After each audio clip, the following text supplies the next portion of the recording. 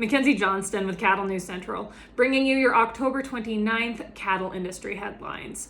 Brought to you by AgRisk Advisors. PRF season is here and their advisors are educated and ready to help you mitigate weather risk. Their state-of-the-art technology and superb customer service ensures that your policy will be in good hands. The PRF deadline is December 1st, so if you have any questions, be sure to reach out to an advisor today. AgRisk Advisors, with you no matter what the weather. Also sponsored by Circle 5 Cow School.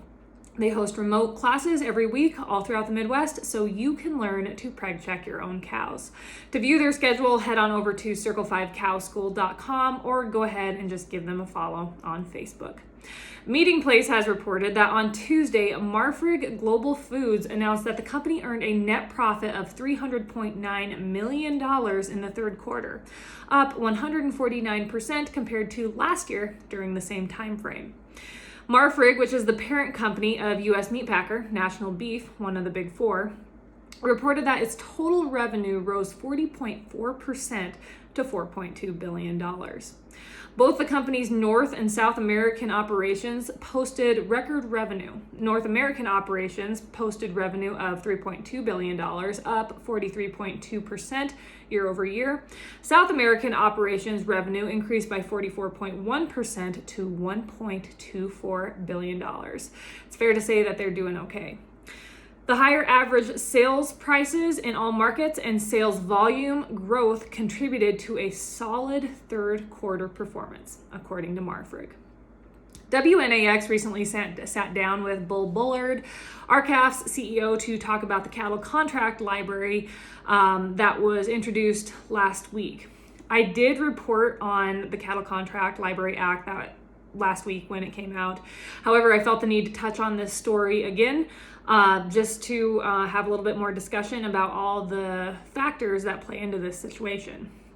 So according to Bullard, the Cattle Contract Library Market Act legislation, which was introduced by Representative Dusty Johnson of South Dakota, will not fix market competition issues facing our U.S. cattle industry. Bullard believes that the large amount of contracts have destroyed cattle producers' markets. Bullard said that the Cattle Contract Library leaves out packer-owned cattle. Additionally, the legislation wasn't even seen by any cattle producer groups before it was introduced, said Bullard. RCALF's leader stated that the only legislation that addresses low cattle prices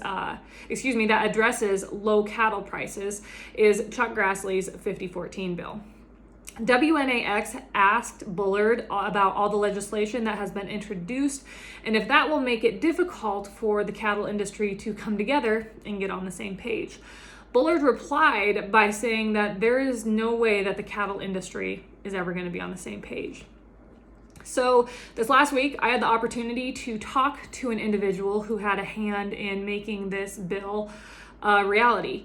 And this opinion that I'm about to give you guys is going to be unpopular to say the least. But this bill, Bullard is right. It is not going to fix all of our cattle market issues. There's no doubt about that. But there is nothing out there that is going to fix all of our cattle market issues. MCOOL's not going to do it. 5014 isn't going to do it. This cattle market library isn't going to do it. There is not one silver bullet out there. And we've all talked about that. There's not one thing that's going to fix everything. But this cattle contract library, it will give us more information than we had before it was introduced. And yeah, it might not be perfect. And I guarantee there's no legislation that is going to come out that's going to be perfect. We're all going to have to compromise in some way.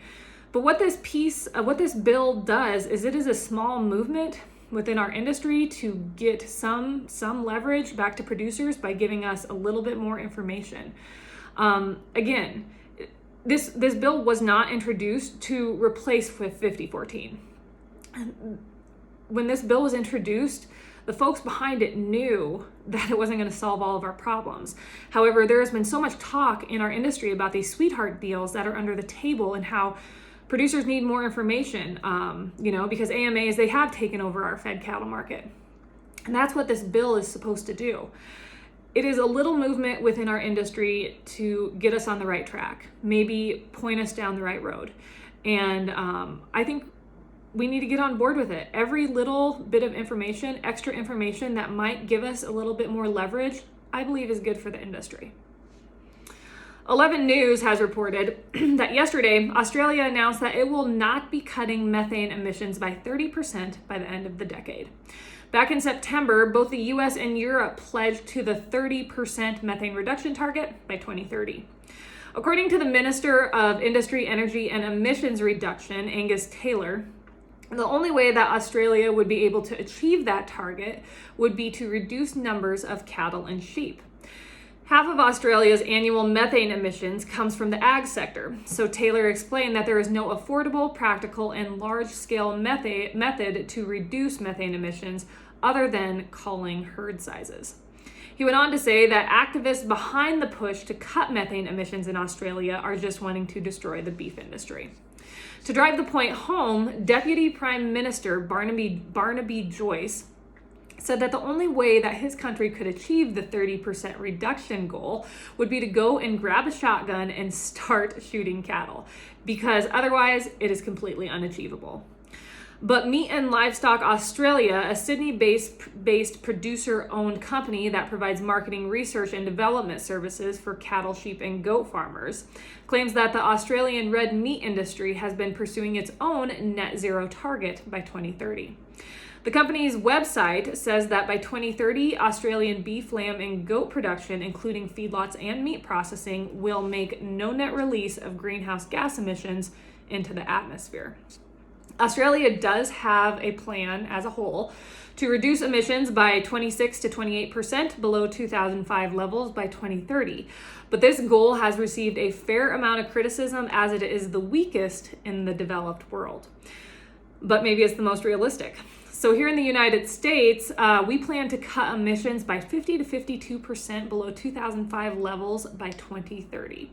And Britain has pledged to cut emissions by 68% below 1990 levels by 2030. I have to commend Australia in their realistic approach to cut methane emissions. I feel like they are on the right track.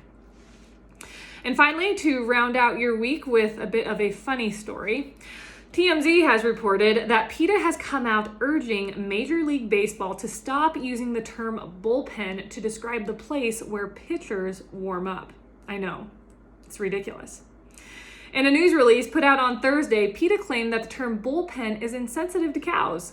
Instead, they believe that baseball should use arm barn to avoid the issue. Words matter, and baseball bullpens, devalue talented players and mock the misery of sensitive animals, according to PETA executive Tracy Ryman. It's definitely a long shot that Major League Baseball will even consider changing the term bullpen, even though arm barn is quite catchy. That is all I have for you guys today. That's all I have for you this week. I hope you all have a wonderful weekend, and I will see you next week.